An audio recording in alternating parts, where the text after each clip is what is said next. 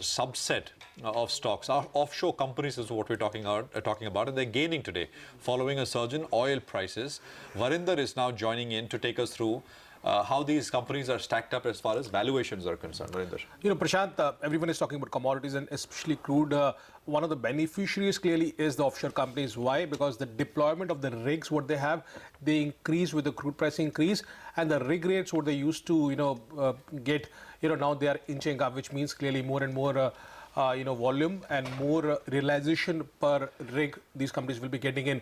But importantly, as we have been doing an exercise in terms of checking valuations for some of the sectors or subsectors, look at the valuations. I have taken 4 companies. One is Dolphin Offshore, Aban Offshore, Deep Industries and Solar Exploration. So these are the major big companies. There are smaller as one, but these are the 4 companies. So parameters which we have done under study is EV to EBITDA for FY16 numbers which are posted on exchanges. So if you just see by that, Dolphin Offshore is trading only at 3.5 times EV to EBITDA. Aban is 7.5 times. Deep Industry is 10.5 times. Solar Exploration is 23.5 times. From this table, you clearly see that Dolphin Offshore is clearly the cheapest one among these 4 offshore companies. Come to price earning ratio, again you will see Dolphin Offshore is the cheapest in case you even compare the price earning ratio for FY16. Only 5 times. That company is trading at 5 times. FY16 earnings. Aban Offshore is 17.5 times. Deep is nearly 19 times. Solar Exploration is 22.5 times. The problem with some of these companies is the debt. So I've tried to take the market cap of these companies and compare with the long-term debt what these companies have. Aban Offshore, market cap of nearly 1,500 crores. The problem for Aban is that they have a debt of nearly 13,000 crores. The good point about for Dolphin Offshore is that the market cap is 218 crores, but there is zero debt. Long-term debt is zero for this company. Solar Exploration, again, zero debt. Deep Industries, 858 crores is the market cap, but the debt is nearly 186 crores.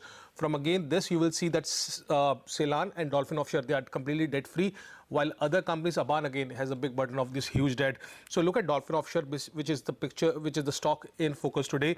With a market cap of 220 crores, this company has delivered sales of 158 crores last year, EBITDA of 60 crores, hence reporting a margins of 40%. 40% margins reported by the company, profit of 40 crores. FY16 EPS was 25 rupees per share. In the first half itself, they have delivered around 13.5 rupees in the first half itself. If they go on to deliver 27-30 rupees EPS, which looks very likely, the stock, as I said, is trading only at 5 times with zero debt on the books of the company. Again, if you want to go for size, the bigger companies like Aban will benefit with the crude moving up, but you have to, think about the debt what they have. That is one thing. If you are there to play on the valuation front, it is one company which is Dolphin Offshore clearly, which is having no debt. But again, execution is the most important thing, which I'll be watching clearly quarter after quarter for most of these companies. So don't paint all these companies with the same brush. There are companies, the valuations are there in front of you, and Dolphin looks the cheapest among in all the parameters. Sir, even in terms of the business, in terms of what they do, they're actually quite different, right? Yeah. Like Dolphin, for example, is I think they have vessels which go from shore to the rig. Yes. Whereas Aban is actually operating rigs. Exactly. So hence the reason why the debt profile looks so vastly different. No, I agree with that. Like Jindal Drilling has a different business altogether, which is another company coming up with results today. But all these players, whether they are the direct players in the offshore business or they are the auto or they are the ancillary players in the offshore business, they will benefit because of the crude moving up. Okay.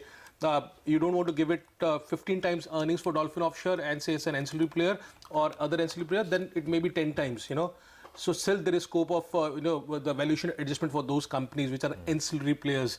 But I don't like debt, to be honest, said that is have you looked at long-term prices for these stocks? I mean, have they made money over a period of time? Only when the crude was going up. Okay, Aban had the best of the time when crude moved up from $30-40 to $140. That was the time when people played on the story, okay? But when the crude was moving down, it was all these offshore companies which are moving down. Because one keeps hearing about these when oil prices moves up, and then they kind of go back into the, it's like railway infrastructure stocks. You hear about them briefly once or twice a year, and then they kind of fade out. The thing is, sustainability. That was my question. Why will you deploy an offshore rig, You will deploy an offshore rig only if the underlying asset, which is the crude, is moving higher. And hence the deployment and the realization per rig moves higher. Yeah. Until 6 months, they were doing nothing. If you just check the results coming from Aban Offshore, they were disaster in the last quarter. Sure. But only the thing is that they are hopeful. Let's hope oil stays where it is and maybe moves higher. Varinder, thanks very much. Interesting comparison. And